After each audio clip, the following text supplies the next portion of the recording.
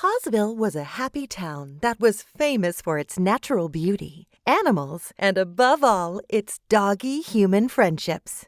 In Pausville, animals didn't have owners. They had friends.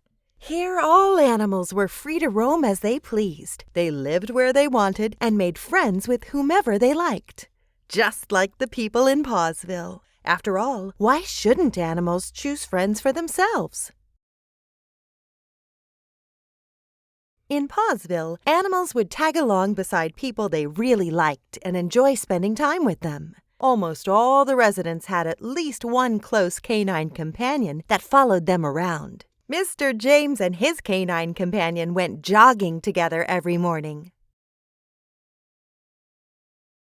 Who would help Mrs. Candy carry her shopping bags home? Her canine companion, of course. Even 2-year-old Nicky had a canine companion when she was out in her stroller. The moment he saw Nicky's stroller, he would run toward her and they would go for a walk together. Like all the other residents of Pausville, our heroine, Madison, got on well with dogs and enjoyed playing with them. But for some strange reason, she still didn't have her own canine companion. Each day she would ask herself, "Maybe today's the day a dog becomes my canine companion." She'd even drawn a picture for her future canine companion. The drawing was just missing the dog. She planned to complete the picture when they met and then pin it up on her bedroom wall. If one day she had a canine companion, she would call him Waddle. One day, Madison heard a sound behind her as she was walking home from school. Was she being followed? Had one of the canine friends she'd made that week finally decided to follow her? Madison turned to look behind her, but couldn't see anyone. She heard another sound and looked back again.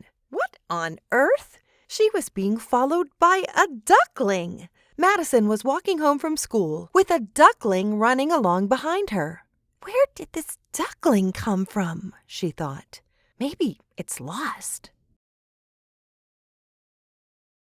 Madison suddenly had an idea. Her school was near a lake that was home to many ducks. This duckling must have lost his way. If Madison walked toward the lake, the duckling would follow and find his way home.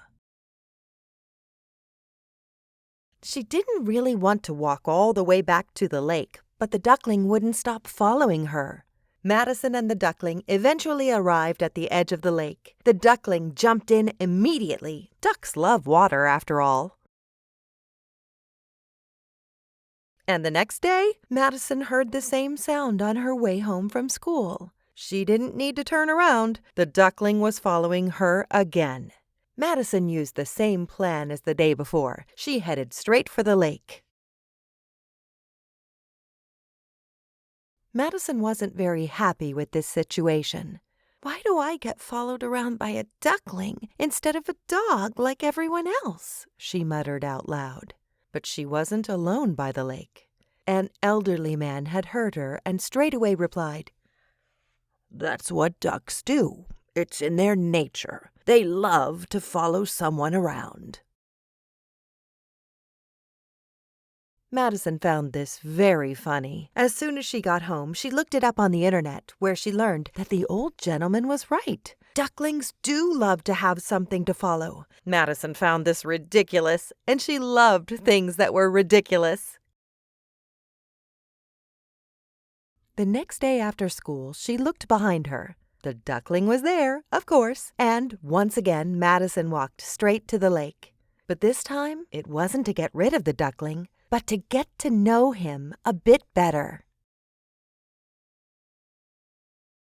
According to her research on ducks, running after things wasn't the only interesting thing about them. For instance, they don't eat just worms and weeds. They eat pebbles, too, because pebbles help them to digest the food they've eaten. And ducks have 3 eyelids. The 3rd eyelid enables them to see more clearly underwater. Every evening, Madison did her research on ducks. Every day after school, she went to the lake to observe the ducks. The duckling, of course, was always running along behind her.